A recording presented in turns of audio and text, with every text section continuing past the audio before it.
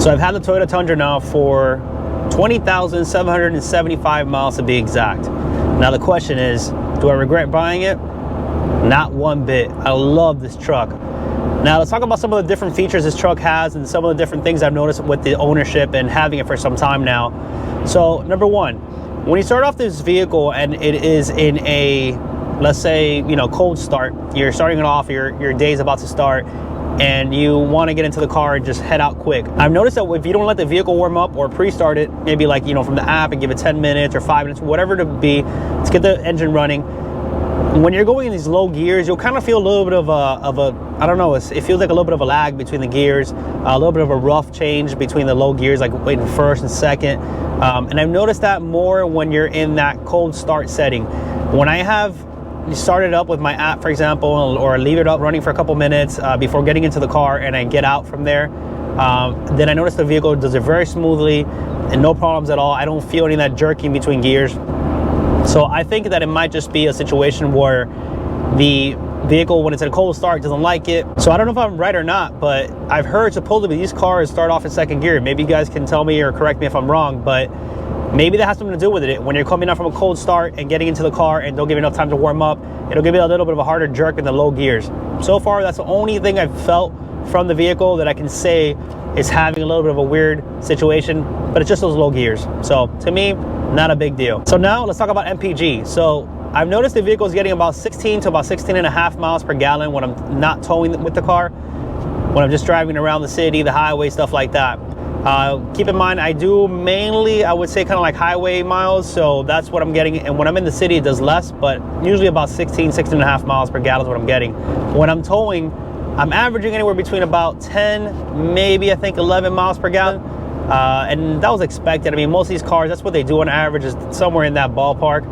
But I do drive, I guess, a little bit faster than most people would probably drive, or other people drive with their RVs. Most people hit about 50, maybe 60. I'm hitting usually about 65, 70 with the RV when I'm towing. So also keep that in mind when you're thinking about your MPGs in the vehicle and how that's going to work out for you in comparison with your driving style.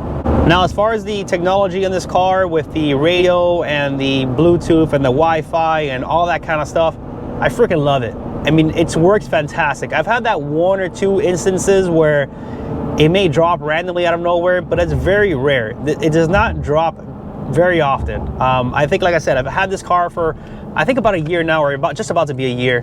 And in that entire time, if I had this thing drop maybe 2 times and randomly the signal, I think that's probably a lot. So yeah, I haven't had very many issues with that, if at all.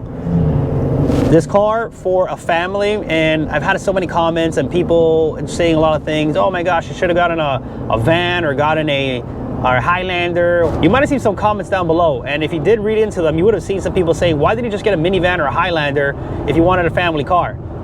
Well, if you guys have seen my other videos after that, or my videos before that, you would notice that my life does not constitute a minivan or a Highlander, because we do a lot of camping, we have a boat, we tow, we have land that we are constantly hauling things in the back of the truck and towing things around. So it cannot do anything near what this truck can do. Yes, they can do some stuff, and I'm not bashing when it has those cars at all. But you guys need to also understand that when you're getting those kind of vehicles, it's for a certain type of lifestyle, type of thing that you're trying to accomplish. That's not what we do. We do something completely different. So with all that said, this car for the family, and we are a total of 5. So it's 2 older boys, a baby, myself and my wife. And we love and fit so good in this car. I've even stacked this with more people in the back, and still everyone was able to fit. Granted, a little tight, very short distances, but it works. So the fact that I can still have this truck and have so much space and still have the ability to fit my entire family comfortably, which we've done long trips already. We've done road trips all the way from South Florida, all the way up to South Carolina, to Georgia, to North Carolina, through all of Florida and back. And we've had so much comfort in this car. We're still hauling all our things inside. And when you sit back there, we're not very tall people. I myself am about 5'7", and the rest of my family, you could say somewhere between there and below. But when you're sitting back there, you feel like you have so much space. It's insane. I mean, the leg room, your knees are nowhere near the front seat, even when I'm in my driving position.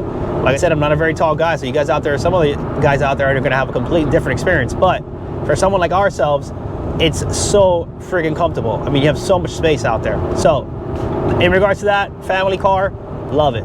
Now the ride.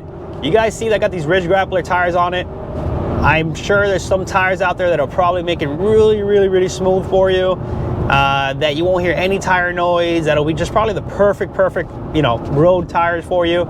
If you're looking just to constantly drive your vehicle on paved roads, on highway, streets, stuff like that. But for myself, what we use the car for on our land, for camping, for gravel, for rocks, for dirt, mud, for all that kind of stuff, I love these tires. They do not make a lot of noise, if you ask me at least. Some people out there might say that they do make quite a bit of noise. I mean, maybe for what they're used to, but listen, I've heard cars out there where they're riding next to me and I just can hear that wah, wah, wah, wah.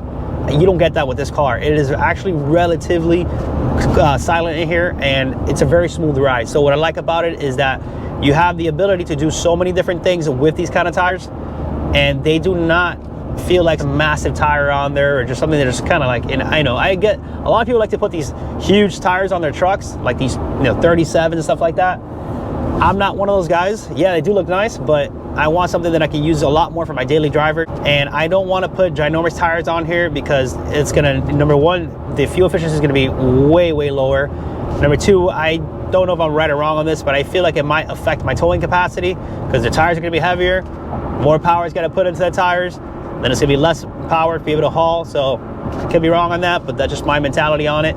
So yeah, I like these tires. I think the size, I think everything about it is great. If you're looking for something to just pretty much plug and play and use it as a daily driver, this is a great tire, in my opinion.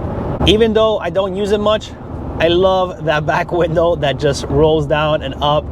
I've used it a couple times when I am parking the RV and I need to talk to someone in the back, or I need to hear what they're saying. I'll roll down the window and it just makes it a lot easier for me to be able to communicate and hear them or see them through the back window, because when it's very dark and I'm pulling into a campsite or whatever it is, it's hard to see out the windows. Even though my tent is not that dark, it's just when something's pitch black outside plus you got tints, it's very hard to see out. And that's one of the reasons why I didn't put extremely dark tints, because I do a lot of places where it's very dark, our property included. So if I can't see out the windows, I gotta be with my window down. And that's fine, but what about when it's raining? You can't be with your window down, right? So yes, you need to have an ability to be able to look out, and that is the reason why I didn't get dark tints. But I love the fact that I can roll that down when I need to, and I can talk to somebody or whatever it'll be.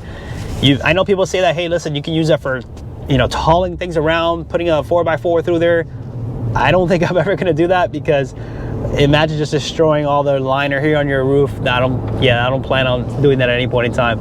I have loaded down the back of the bed for the truck, and it hauls good. I don't put any massive cylinder blocks or anything like that. I mean, I probably will at some point in time, because we're always building and constructing at the house, and we're always hauling things around. But luckily we have a utility trailer we kind of usually put on that and haul with that. But it has the capacity to do it if I need to. That's the important part. But we do haul around a lot of dirt, mulch, plants, different things around the property. Right now, I actually forgot I'm on the highway, and I have the dog food and some laundry detergent in the back, and I forgot to drop it off in the garage, but it's fine. It'll survive until I get back. As I was editing the video, this thing happened, and it had been feeding Flimsy for a while, so now I got to figure that out. So just make sure to stay tuned for the update. Thanks so much for watching, guys. Please make sure to like, subscribe, turn on post notifications. I'll be seeing you guys in the next one.